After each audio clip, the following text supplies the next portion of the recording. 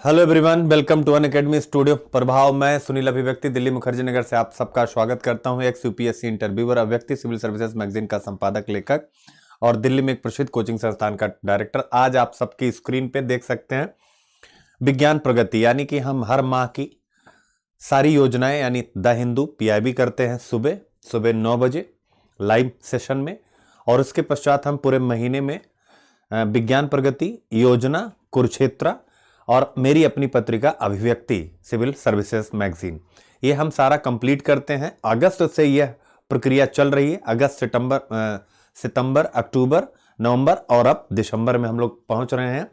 तो योजना और कुरुक्षेत्र में करा चुका हूं और विज्ञान प्रगति लेकर के आया हूं। इस बार की विज्ञान प्रगति में पूरा का पूरा कंटेंट प्री ओरिएंटेड है, तो इसलिए आपके लिए बनाया भी गया है और प्री का समय भी है। तो अब आज से स्टार्ट कर रहा हूं विज्ञान प्रगति दिसंबर 2019 क्वेश्चन प्रैक्टिस फॉर प्रीलिम्स 20, यानी पूरी इस बार की विज्ञान प्रगति है उसको मैंने क्या किया है, याद रखिएगा उसको क्या किया है, उसको पूरा प्रीलिम्स के क्वेश्चन यानी कि एमसीक्यू टाइप का आपका बना दिया है। इसी बहाने आपका एमसीक्यू की प्रैक्टिस भी हो जाएगी और हम प्रीलिम्स को जो 2020 मई में होना है उसके लिए भी तैयार हो जाएंगे, याद रखिएगा। तो ये है महत्वपूर्ण आलेख, देख सकते हैं। भारतीय गणित पर है, भारतीय गणित इतिहास के झरोके से। अगला है विमानन प्रौद्योगिकी, जमीन से आसमान छूने की चाह। अगला है टेपवर्म फैलाते हैं खतरनाक संक्रमण और प्रकृति के बेहतरीन जलीय हवाई विमान ड्रैगन फ्लाई हुआ। तो ये हमारे लिए जो है मुख्य परीक्षा की दृष्टि से महत्वपूर्ण नहीं थे, इसलिए पूरा चैप्टर जो भी प्रीलिम्स लायक था वो सब आपको बनाया गया। तो आज हम एमसीक्यू करने जा रहे हैं विज्ञान प्रगति का, और ये हमारा प्लस प्लेटफॉर्म आप सबको पता है। अगर आप इस प्लेटफॉर्म पे मुझसे जुड़ना चाहते हैं तो मेरे 2 कोर्स अभी चल रहे हैं, याद रखिएगा मेरे 2 कोर्स अभी चल रहे हैं, आप इसमें मेरे साथ अटैच हो सकते हैं। पहला कोर्स हमारा प्रीलिम्स का है और दूसरा कोर्स मैं हिंदी लिटरेचर ले रहा हूं, और तीसरा कोर्स एथिक्स इंटीग्रिटी बस शुरू करने वाला हूं, जीएस पेपर 4 एथिक्स। ठीक है, तो आप लोग आके जुड़ सकते हैं। और जो यूपी पीसीएस को टारगेट करके एथिक्स पढ़ना चाह रहे हैं, ऐसे पढ़ना चाह रहे हैं, वो भी इस प्लेटफॉर्म पे मेरे साथ आकर के एथिक्स मुझसे पढ़ सकते हैं। वैकल्पिक विषय हिंदी साहित्य में पढ़ाता हूं, वह मुझसे पढ़ सकते हैं, याद रखिएगा। और आप ध्यान रखें, एसके लाइव कोड ही इस्तेमाल करिएगा। कुछ भी कॉल आ जाए कहीं से भी, किसी प्रकार से आपको एसके लाइव ही कोड इस्तेमाल करना है। 36,000 रुपए। अभी आपको ये जो है यह विशेष ख्याल रखना चाहिए कि किस टीचर के साथ आप आ रहे हैं, क्योंकि अगर मान लीजिए आपको लगता है कि सुनील सर से आपका फ्यूचर कनेक्ट हो रहा है तो आपको उन्हीं के साथ आना चाहिए, क्योंकि इन फ्यूचर आप मेरे कोर्स से रहेंगे तो मेरे साथ एक लॉन्ग रिलेशन आपका बना रहेगा। इसके लाइव कोड याद रखिएगा। और 2 साल का अगर कोई लेना चाहता है तो 57,600 है, और 57,600 लेना चाहिए जो भी यंग स्टूडेंट्स हैं या जो बहुत प्रतिबद्ध हैं कि मुझे सफलता चाहिए, और उनको यह भी पता है कि सफलता में समय भी लगता है, हो सकता है 1 साल में हो जाए, हो सकता है 2 साल लगे, 3 साल। तो आप 2 साल के कोर्स में आ सकते हैं, और आपकी स्क्रीन पे है पूरा देख सकते हैं। सारा विषय मैं प्लस पर पढ़ाऊंगा, इसलिए आप लोगों को पूरा कॉन्फिडेंस होना चाहिए, परेशान नहीं होना चाहिए। और डेली इंटरव्यू क्लासेस, चूंकि इंटरव्यू 275 अंकों का होता है और इस पर बच्चे तैयारी नहीं करते, विशेषकर जो भी छोटे शहरों में रहने वाले स्टूडेंट हैं जो तैयारी करना चाहते हैं, तो आपके लिए भी, और जो आईएएस 2019 का मेंस का रिजल्ट आने वाला है उनके लिए भी, जो उत्तीर्ण करेंगे उनके लिए भी, तो स्वाभाविक है एक बेहतर यहां से मैंने पहल की है कि जिससे छोटे शहरों में रहने वाले लड़के लड़कियां महिलाएं वह यह विचार कर सकें कि इंटरव्यू 275 नंबर बहुत आसान होता है और हम घर बैठे भी इसकी तैयारी कर सकते हैं। जो मेरा उद्देश्य है कि ग्रामीण भारत तक एजुकेशन को अनअकैडमी के माध्यम से कनेक्ट करना, तो उस मेरे उद्देश्य में यह एक साधन है, याद रखिएगा। इंटरव्यू रखिएगा। तो चलिए अब कंटेंट पे आ गए हैं।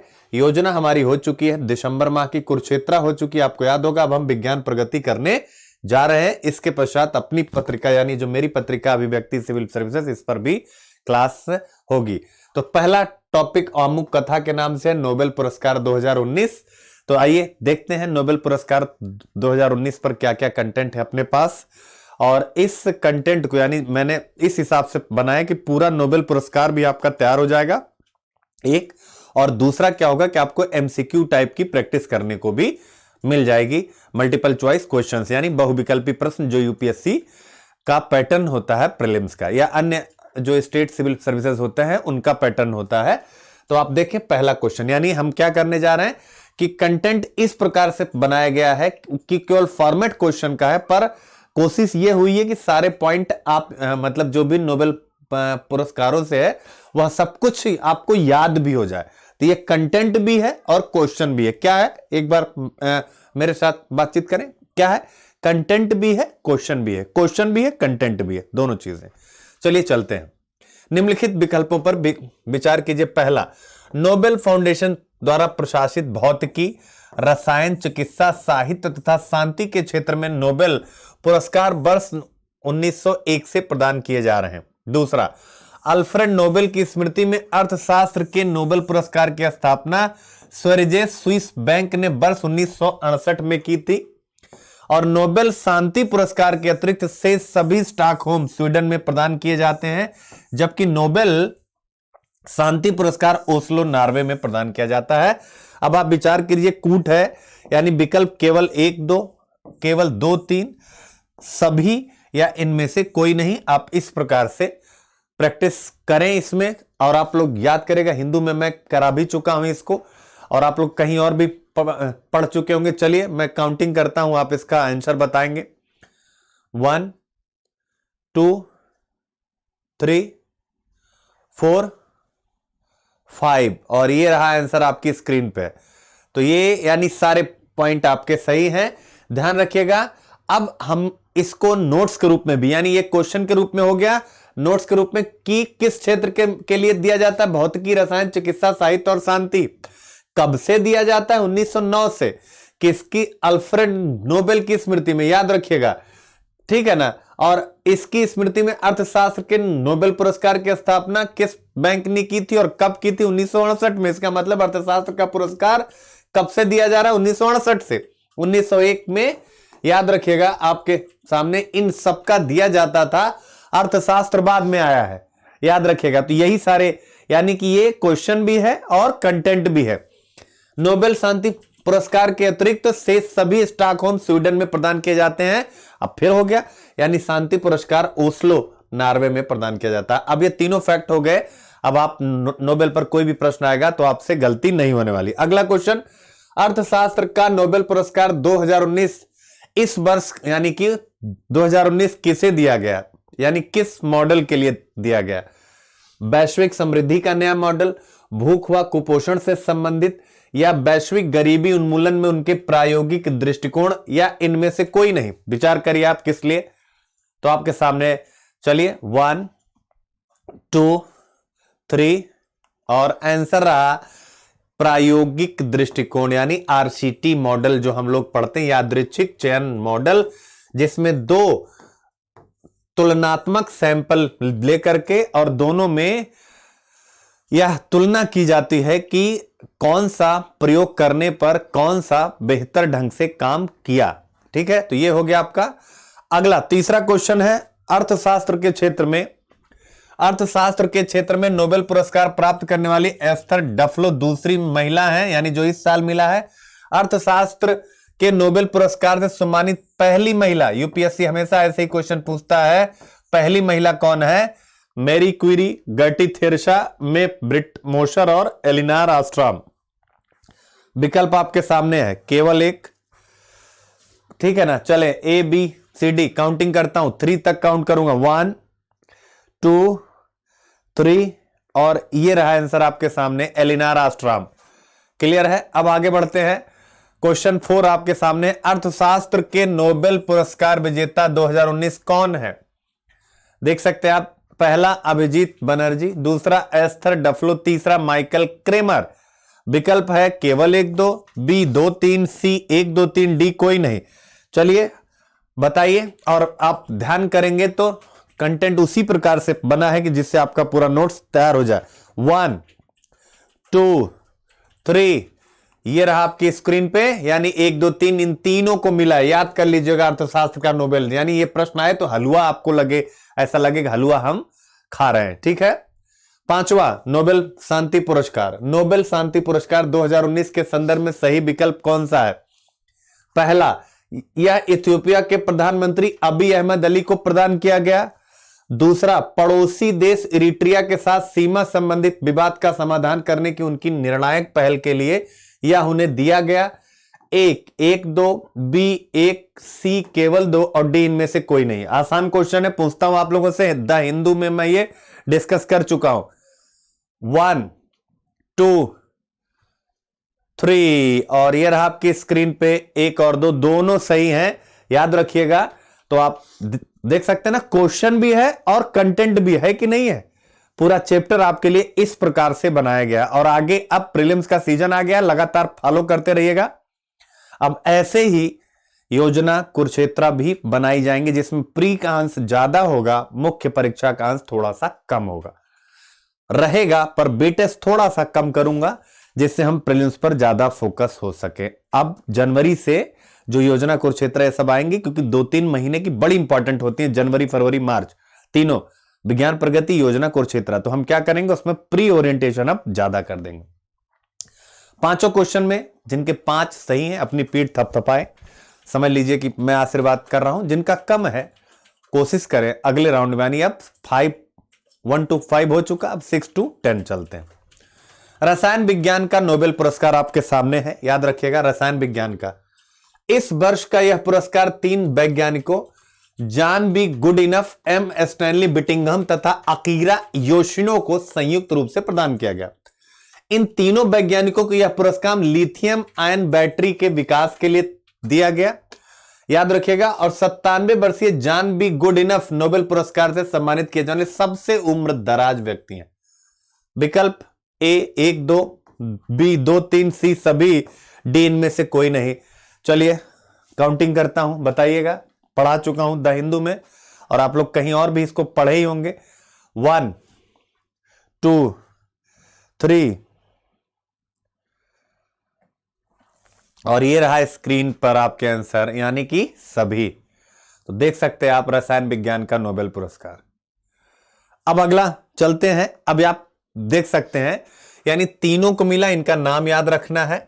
फिर देखिए किस, अब मान ये कंटेंट भी है, कैसे है कि मान लीजिए पूछ ले रसायन विज्ञान का नोबेल पुरस्कार किस चीज के लिए दिया गया, तो लिथियम आयन बैटरी के विकास में के लिए दिया गया। और फिर पूछ ले कि रसायन विज्ञान का सबसे उम्र दराज नोबेल प्राप्त करने वाले, याद रखिएगा, मतलब ये नोबेल पुरस्कार से ही सम्मानित किए जाने वाले अभी तक के सबसे उम्र दराज व्यक्ति, तो इनका भी नाम बहुत ज्यादा महत्वपूर्ण है, जॉन बी गुडइनफ। 7वां, और इनको याद करना भी आसान है, गुड इनफ यानी अच्छा पर्याप्त, हम लोग कहते हैं ना गुड इनफ, गुड इनफ, तो नाम याद कर लीजिए सबसे। अगला है भौतिक नोबेल पुरस्कार 2019 से संबंधित सही विकल्प का चयन करें। पहला, इस वर्ष यानी 2019 यह पुरस्कार ब्रह्मांड में पृथ्वी की स्थिति और ब्रह्मांड की उत्पत्ति के संबंध में नई समझ विकसित करने में योगदान देने हेतु प्रदान किया गया है। जेम्स पीबल्स को भौतिक ब्रह्मांड विज्ञान में सैद्धांतिक खोजों हेतु पुरस्कार प्रदान किया गया। मिशेल मेयर तथा डिडियर क्यूलोज को एक सूर्य जैसे तारे की परिक्रमा कर रहे एक बहिर्ग्रह की खोज के लिए प्रदान किया गया। विकल्प आपके सामने है, ए 1 2 3, बी 2 3, सी 1 3 और डी इनमें से कोई नहीं। तो चलिए प्रैक्टिस करते हैं। 1 2 3 और ये रहा आपकी स्क्रीन पे, तीनों आंसर सही है। इसका मतलब आपका नोट्स भी है ये, यानी भौतिक विज्ञान के नोबेल के लिए आप देख सकते हैं ब्रह्मांड पर वर्क करने के लिए दिया गया है। और तीनों में से एक को किस लिए दिया गया, इन दोनों को किस लिए दिया गया, तो ये दोनों पॉइंट आप याद कर लीजिएगा, तो आप हंसेंगे नहीं कोई भी प्रश्न पूछेगा। तो अगला क्या है, क्वेश्चन 8, चिकित्सा विज्ञान के नोबेल पुरस्कार 2019 के संबंध में निम्न कथनों पर विचार कीजिए। पहला क्या है, तो पहला क्या आप देख सकते हैं, William G Kaelin Junior, sir Peter J Ratcliffe तथा ग्रेग एल सेमेंजा को प्रदान किया गया। अब आप याद करिए नाम, क्यों दिया गया, ऑक्सीजन के बदलते स्तर की प्रतिक्रिया स्वरूप जीन जो होते हैं, जीनों की गतिविधि को रेगुलेट करने वाली, विनियमित करने वाली आणविक मशीनरी की पहचान करने हेतु। तो अब आप विचार करिए चिकित्सा विज्ञान का नोबेल क्यों दिया गया। विकल्प आपके सामने, ए 1 2, बी केवल 2, सी केवल 1 और डी इनमें से कोई नहीं। काउंटिंग करते हैं, 1 2 3 और ये रहा आंसर आपके स्क्रीन पे, 1 और 2 दोनों। इसका मतलब फिर आपका कंटेंट यहां पर केवल मैंने फॉर्मेट बदल दिया है, पर मैं इस क्वेश्चन आंसर के माध्यम से आपका पूरा टॉपिक ही क्लियर करा रहा हूं। इसका मतलब नोबेल पर अब कोई भी प्रश्न आएगा तो आप जबरदस्त रूप से उसे हल कर पाने में कामयाब हो जाएंगे। तो ये हो गया हमारा नोबेल पुरस्कार का 8 क्वेश्चन, बेहतर ढंग से आप लोग याद कर लीजिए, आपको अब इस पर अलग से पढ़ने की जरूरत नहीं है। अब आते हैं, अगला लेख है भारत में लेमन ग्रास से आर्थिक समृद्धि। याद रखिएगा, लेमन ग्रास, ये जानते हैं क्या है? लेमन ग्रास एक उष्ण कटिबंधीय, यानी क्या है ये, हल्का सा इसके बारे में देख लेते हैं। तो ये लेमन ग्रास जो है ये क्या है? एक उष्ण कटिबंधीय बहुवर्षीय पौधा है, यानी केवल उष्ण कटिबंध में होता है, जो सुगंधित तेल उत्पादन करने के लिए जाना जाता है। तो लेमन ग्रास देख सकते हैं उष्ण कटिबंध। अब एग्जाम में पूछ लेगा शीतोष्ण कटिबंधीय है, तो नहीं भैया, उष्ण कटिबंधीय है। ठीक है। लेमन ग्रास फसल को एक बार लगा देने के बाद 5 से 6 वर्ष तक इस फसल से तेल की प्राप्ति की जा सकती है, इसलिए बहुत ज्यादा महत्वपूर्ण है, याद रखिएगा। अब आइए देखिए क्वेश्चन के रूप में। तो लेमन ग्रास क्या है, आपके सामने देख सकते हैं आप। लेमन ग्रास क्या है, क्लियर है? लेमन ग्रास क्या है? पहला, यह एक उष्ण कटिबंधीय बहुवर्षीय पौधा जो सुगंधित तेल उत्पादन करने के लिए जाना जाता है। इसे नींबू घास भी कहा जाता है। और तीसरा, इसका वानस्पतिक नाम सिम्बेजोगोन लक्सुओसस है। सिम्बेजोगोन लक्सुओसस है। अब बताइए कूट में, ए केवल 1 2, बी 2 3, सी 1 2 3, डी इनमें से कोई नहीं, लेमन ग्रास। तो मैंने क्वेश्चन बना दिया है, आपको बस इतना ही पढ़ना है, लेमन ग्रास। आइए देखते हैं आंसर क्या है, यानी तीनों ही सही है, प्लीज इनको याद करिएगा, लेमन ग्रास। क्लियर है? आगे बढ़ते हैं। एरोमा मिशन, इसी चैप्टर में एक शब्द आएगा, और एरोमा मिशन से क्या तात्पर्य है? एरोमा मिशन से क्या तात्पर्य है? पहला, भारत सरकार के वैज्ञानिक एवं औद्योगिक अनुसंधान परिषद CSIR की ओर से वर्ष 2016 में यह मिशन लॉन्च किया गया। अब आप सोचिए, अगर आपको पता है तो अच्छी बात है, नहीं पता है तो कैसे आपको पता करना। यह सुगंध फसलों की खेती के लिए किसानों को प्रोत्साहित, यानी सुगंधित फसलों की खेती के लिए, और बंजर भूमि का बेहतर समाधान प्रस्तुत करता है एरोमा मिशन, यानी बंजर भूमि में भी इसकी खेती हो जा रही है। तीनों, अब विचार करिए, ए 1 2 3, बी 2 3, सी 1 3 और डी इनमें से कोई नहीं। ठीक है, क्लियर है बच्चों? तो अब आप देख सकते हैं क्या है ये, यानी कि भारत सरकार के एरोमा मिशन, तीनों सही हैं, यह याद रखिएगा, तीनों ही सही हैं। अब आप देखिए एरोमा मिशन भी हमारा तैयार हो गया, तो आपको चिंता करने की आवश्यकता नहीं है। देख सकते हैं आप, पूरा चैप्टर आपके लिए बनाया गया। ऐसे ही अब आगे विज्ञान प्रगति फॉलो करिए आप लोग, याद रखिएगा। ऐसे ही अब दिसंबर जनवरी फरवरी इधर चलता रहेगा, और बीच बीच में जो पीछे जनवरी फरवरी से हम स्टार्ट कर देंगे योजना, और केवल क्वेश्चन आंसर ही करेंगे उसमें, और कुछ भी नहीं। तो ये हो गया एरोमा मिशन आपका। अब आगे बढ़ते हैं लेमन ग्रास की खेती हेतु। लेमन ग्रास की खेती हेतु तीसरा प्रश्न है, इस चैप्टर का सर्वोत्तम जलवायवीय दशाएं कौन सी हैं? उष्ण एवं समशीतोष्ण, पर्याप्त धूप तथा 800 से 1000 सेंटीमीटर तक वर्षा, सभी प्रकार की मृदा भूमियों में कृषि। 1 2, बी 2 3, सी उपयुक्त सभी, डी इनमें से कोई नहीं। लेमन ग्रास की खेती हेतु आइडिया लगाइए। मुझे लगता है आपका आइडिया लगाना थोड़ा टफ होगा, क्योंकि आपने पढ़ा नहीं होगा। तो आइए आंसर ही चेक कर लेते हैं, यानी उपयुक्त सभी। अब आप समझ गए मेरी चालाकी, केवल क्वेश्चन एक फॉर्मेट बनाया गया है, आपको क्या करना है कि तीनों का तीनों पॉइंट याद कर लेना है। क्लियर है? तो यानी लेमन ग्रास, अब कभी भी क्वेश्चन पूछेगा तो इन 3 क्वेश्चन से आप कर पाएंगे। एरोमा मिशन पूछेगा तो आप कर पाएंगे, आपको पता लग गया। अगला, लेमन ग्रास के संबंध में भारत की स्थिति संबंधी सही विकल्पों का चयन करें। यानी अभी तक हमने लेमन ग्रास पढ़ा, और अब क्या पढ़ने जा रहे हैं हम? अब हम क्या पढ़ने जा रहे हैं, याद रखिएगा। तो हम क्या पढ़ने जा रहे हैं कि भारत में इसका क्या जो है वर्णन है, यानी भारत में भारत में इसकी क्या स्थिति है, यह पॉइंट आपको याद रखना, आपके साथ स्क्रीन पे है। तो पहला, भारत में लेमन ग्रास, पहला क्या है, यानी भारत में लेमन ग्रास के सुगंधित तेल से सिट्राल के अलगाव के अलावा इसके तेल का विटामिन ए के लिए भी उपयोग किया जाता है। भारत लेमन ग्रास के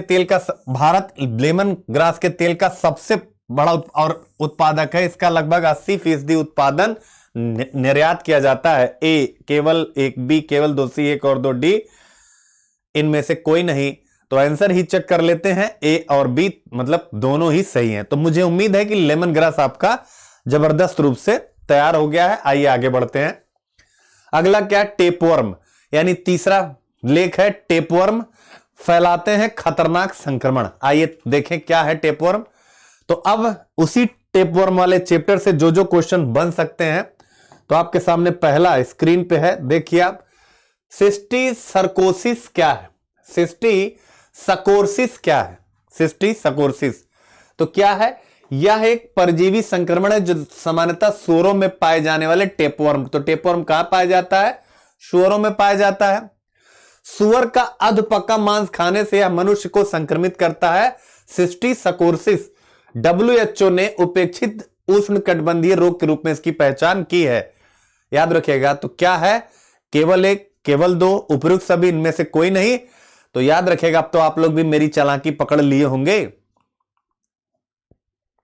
अब तो आप लोग भी चालाकी मेरी पकड़ लिए होंगे भाई।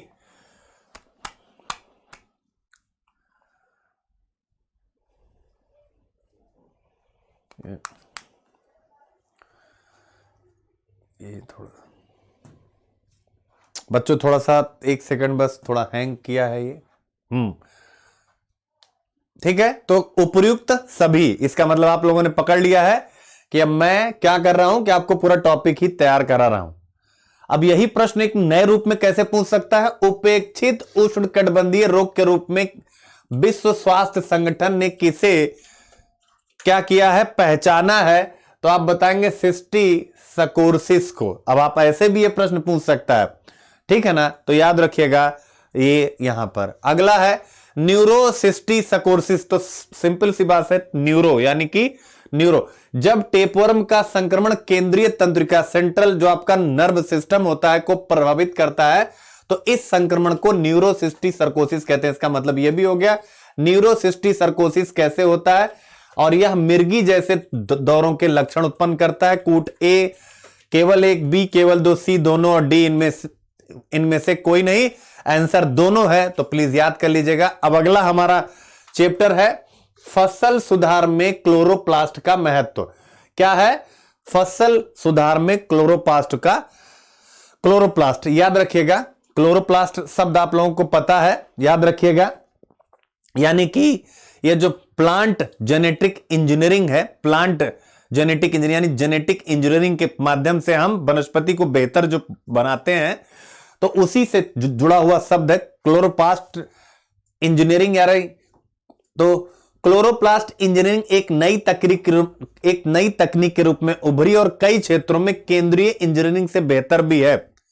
यह क्या करती है, क्लोरोप्लास्ट इंजीनियरिंग को क्लोरोप्लास्ट जीवाणु जनित रोग जनकों, अनेक प्रकार के शाकनाशियों, सूखे, ठंड और लवण सहनशीलता हेतु फसल में प्रतिरोध विकसित करने के लिए इसका इस्तेमाल किया जाता है। यही है। तो आइए देखते हैं क्लोरोप्लास्ट के बारे में। क्लोरोप्लास्ट जीनोम क्या है, पहला, ठीक है। क्लोरोप्लास्ट जीनोम क्या है, पहला, क्लोरोप्लास्ट कोशिका द्वारा उपयोग किए जाने वाले महत्वपूर्ण रासायनिक घटकों के निर्माण और भंडारण का प्रमुख स्थान है। कोशिका द्वारा उपयोग किए जाने वाले महत्वपूर्ण जो रासायनिक कंपोनेंट होते हैं, उनका निर्माण भी करता है, उनका भंडारण भी करता है।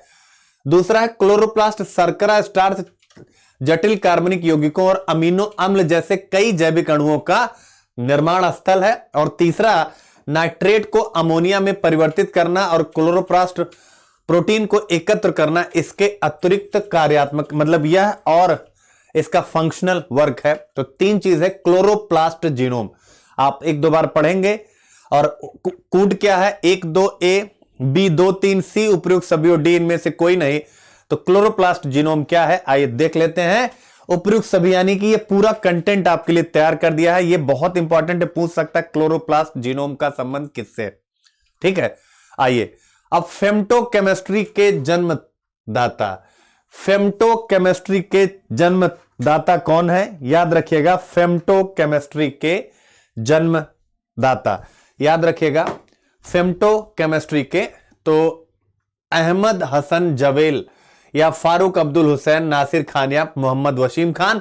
तो फेम्टोकेमिस्ट्री है, ये अहमद हसन जवेल हैं, इसी चैप्टर में है। ये क्या करती है, ये रासायनिक एक कैटालिस्ट के रूप में काम करती, इतना डीप जाने की आवश्यकता नहीं है, तो लगा कि दे देना चाहिए। फेम्टोकेमिस्ट्री गूगल कर लीजिएगा, आपको आसानी से समझ में आ जाएगा। अगला क्वेश्चन है, क्लोरोप्लास्ट इंजीनियरिंग के अनुप्रयोग के संबंध में निम्नलिखित कथनों पर विचार कीजिए। क्लोरोप्लास्ट, पहला, कृषि संबंधी विशिष्ट गुणों में सुधार के लिए सबसे उपयुक्त साधन है। यह कीट प्रतिरोधकता प्रदान करता है। तीसरा है, परासरणी तनाव प्रतिरोध प्रदान करता है और पोषण में वृद्धि करता है। तो आप देख सकते हैं, ए 1 और 2, बी 2 3, सी 1 2 3 और चौथा 1 2 3 4। आंसर क्या है, 1 2 3 4। इसका मतलब आप फिर से देख सकते हैं, पूरा नोट्स आपके लिए बना दिया गया। और आज ये भी पता लगता होगा कि साइंस कितना थोड़ा पेचीदा भी है, याद रखिएगा। तो आप बार बार जब देखेंगे, पढ़ेंगे, और रट्टाफिकेशन जिंदाबाद, कोई चीज बहुत अधिक नहीं समझ में आ रही, रट्टाफिकेशन जिंदाबाद। ठीक है, अगला इसी चैप्टर में आई इन द स्काई, ये क्या है, यह भी चर्चा में रहा। आई इन द स्काई क्या है, ठीक है, आर्टिफिशियल इंटेलिजेंस और कंप्यूटर आधारित एक तकनीक है, आई इन द स्काई। इसका प्रयोग आपदा प्रबंधन हेतु किया जा सकता है। डाटा एकत्रित करने के लिए भी इसका प्रयोग किया जा सकता है। कूट ए 1 और 2, बी 2 और 3, सी 1 2 3, डी 1 2 3 4। क्या है आंसर, तो आंसर फिर देख सकते हैं, सारे हैं, क्योंकि बनाया ही नोट्स इस प्रकार से गया है कि आप लोग क्वेश्चन को बनाना सीखें, याद रखिएगा, और कंटेंट को भी उसी के साथ तैयार करना सीखिए। तो ये बहुत इंपॉर्टेंट है। आई इन द स्काई क्या है, तो ये आर्टिफिशियल इंटेलिजेंस, आप सबको पता है, कृत्रिम बुद्धिमत्ता और कंप्यूटर आधारित एक टेक्नोलॉजी है, जिसका उपयोग 2 प्रकार से किया जा सकता है। और अंतिम चैप्टर जो इसका है, जो बहुत इंपॉर्टेंट नहीं था, फिर भी 1-2 क्वेश्चन यहां से कोशिश की गई है, वो है भारतीय गणित। यानी 22 दिसंबर राष्ट्रीय गणित दिवस होता है। क्या होता है, 22 दिसंबर को राष्ट्रीय गणित दिवस होता है, उसी के उपलक्ष्य में एक चैप्टर है। आइए देख लेते हैं कि क्या क्या इससे हमारे एग्जाम के लिए इंपॉर्टेंट है। बाकी तो कंटेंट में पूरा हिस्ट्री ज्योग्राफी दिया गया है, तो चलिए चेक करते हैं। पहला, दार्शनिक स्थानमान अंक पद्धति के प्रथम दर्शन किसमें प्राप्त है। दार्शनिक स्थानमान याद रखिएगा, दशमलव। हड़प्पा कालीन लिपियों में मिलते हैं, वैदिक ग्रंथों में मिलते हैं, वेदांगों में मिलते हैं, या अशोक के शिलालेख में मिलते हैं। दार्शनिक स्थानमान अंक पद्धति तो अशोक के शिलालेख में मिलते हैं। देख सकते हैं, ऐसे ऐसे फैक्ट मिलते हैं। पूछेगा नहीं, मैं पहले ही कह दे रहा हूं, पहले ही क्रॉस लगा दिया, बिल्कुल नहीं पूछने वाला, बस आप जान लीजिए। वेदांग ज्योतिष पर विचार कीजिए, पूछेगा, पहले से ही टिक लगा दे रहा हूं। वेदांग ज्योतिष पर विचार कीजिए। वैदिक काल में महात्मा लगध मुनि द्वारा यह रचित है। इस ग्रंथ में सर्वप्रथम सुप्रसिद्ध त्रैरासिक नियम, एकिक नियम के दर्शन होते हैं। एकिक नियम आप लोगों को पता है, नहीं भी पता है तो याद कर लीजिए, कुछ चीजें डीप में जाना नहीं होता। रट्टाफिकेशन जिंदाबाद, ठीक है ना। ए बी सी डी आपके सामने विकल्प हैं। चलिए देखते हैं आंसर क्या है। तो आप मुझे पकड़ चुके हैं, मेरी चोरी आप पकड़ चुके हैं। मैंने आपके लिए पूरा नोट्स तैयार किया, 1 2 दोनों है। आप प्रैक्टिस करके कभी 2 को गलत कीजिए, कभी 1 को, कभी, यानी कि टेस्ट सीरीज अपनी बनाइए। अगला है, महानतम भारतीय गणितीय प्रतिभा आर्यभट्ट के बारे में क्या क्या सही, ये भी पूछेगा। आर्यभट्ट के बारे में भी, आर्यभट्टीय नामक पुस्तक की रचना की, जो संस्कृत भाषा में लिखा गया। दूसरा, संस्कृत के वर्णाक्षरों को संख्यान मान देकर एक नई वर्णांक पद्धति प्रस्तुत की, यानी संस्कृत के वर्ण अक्षरों पर आधारित एक नई वर्णन की पद्धति। केवल एक तथा 2, यानी केवल 1 के बजाय केवल 2, सी 1 तथा 2 और डी इनमें से कोई नहीं। तो देखिए 1 और 2 दोनों, इसका मतलब आपको कंटेंट याद कराने के लिए ये मेरी एक रणनीति थी, जिसमें मैं सफल रहा और आप लोगों को पसंद आ रहा। अगला, सूर्य ग्रहण व चंद्र ग्रहण के सही कारण सर्वप्रथम किसने बताए हैं? बताइए मुझे। वारामिहिर ने, आर्यभट्ट ने, भास्कराचार्य ने, ब्रह्मगुप्त ने? विचार करिए, आंसर आपकी स्क्रीन पे है, आर्यभट्ट ने। ठीक है, तो ये महत्वपूर्ण है। पृथ्वी सूर्य के चक्कर लगाती है जिससे दिन व रात होते हैं, इसकी खोज सर्वप्रथम किसने की थी? याद रखिए, बताइए। वारामिहिर ने, रामानुजन ने, महात्मा लगध मुनि ने, आर्यभट्ट ने? विचार करिए, आंसर है आपका आर्यभट्ट ने। तो आप देख सकते हैं। फिर अगला ये भी इंपॉर्टेंट है, महान गणितज्ञ महावीराचार्य, इनके बारे में क्या क्या सही है? तो ये पहले गणितज्ञ थे जिन्होंने गणित व ज्योतिष को अलग किया। याद रखिएगा, गणित और ज्योतिष को अलग किया।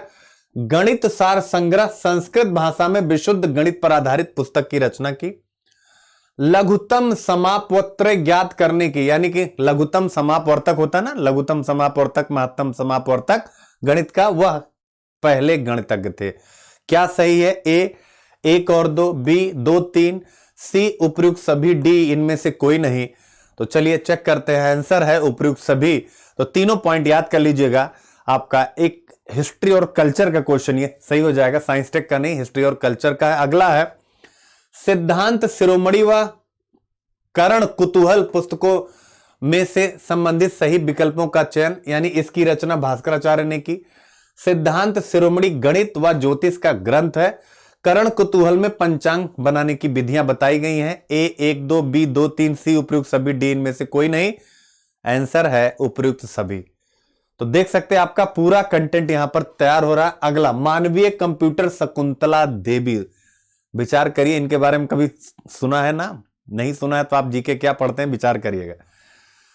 क्या है? Guinness book of world records में दर्ज किया गया है। जिस गणना में किसी सामान्य व्यक्ति को घंटों लगते उन्हें वह कुछ सेकंड में कर देती थी। मानवीय कंप्यूटर शकुंतला देवी। दोनों सही हैं, इनका नाम याद करिएगा, ह्यूमन कंप्यूटर। ठीक है, तो ये हमारा आज का पूरा टॉपिक कंप्लीट होता है। उम्मीद करता हूं आप सबको पसंद आया होगा। इसी पैटर्न पे हम लोग चलेंगे अब, और आगे योजना कुरुक्षेत्र जनवरी से विज्ञान प्रगति सब एमसीक्यू पोर्शन पर ज्यादा फोकस होंगी, मुख्य परीक्षा पर होंगी, पर थोड़ा उनका परसेंट कम होगा। अभी मुख्य परीक्षा पर मेरा फोकस अधिक रहता था। ठीक है, फॉलो करिए। प्लस कोर्स पर ये सारे कोर्स में पढ़ा रहा हूं, आप लोग जुड़ सकते हैं मेरे साथ। इंटरव्यू की क्लास है।